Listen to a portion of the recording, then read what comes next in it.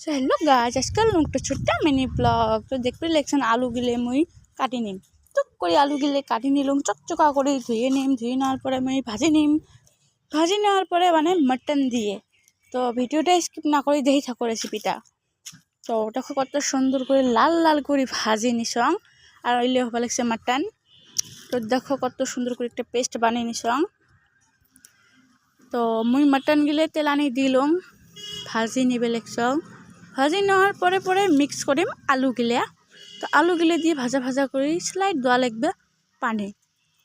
তো এটি আছে আদা, রসুন, জিরে, গরম মশলা, তেজপাতা সবগুলাই আছে, তোমরাও দিবেন, পরিমাণ মতো পানি দিবেন।